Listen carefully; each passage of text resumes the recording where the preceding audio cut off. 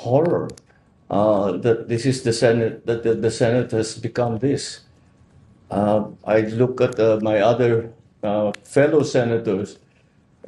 Madalas kaming nagtitinginan ni E.S. Ralph. Sinasi, ganito ba tayo? Ganyan ba tayo nung senador tayo? Meron ba tayong ganyan na ginagawa? Hindi tayo ganyan. Paano nangyari? Yung Senado hindi na kagaya nung panahon natin. Dahil nagpe-personalan na eh. Naging personal, ang babaw na ng usapan.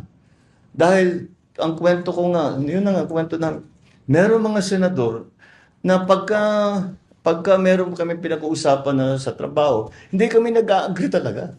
At saka tatayo, mag-interpolate, at saka yung interpolation talagang mabigat, at saka well-studied and no-holds-barred interpolation.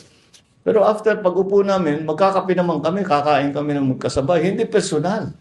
It's about work. It's not about personalities. Nagbago eh. Tapos, narating pa tayo sa putukan.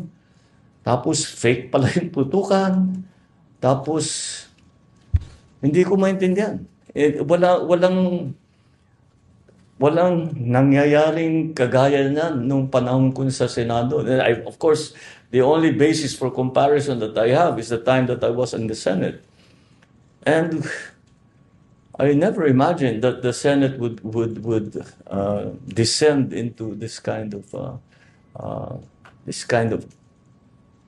what's happening right now. And then I was watching the comments of former SP, another colleague of ours, Senator Frank Drilon.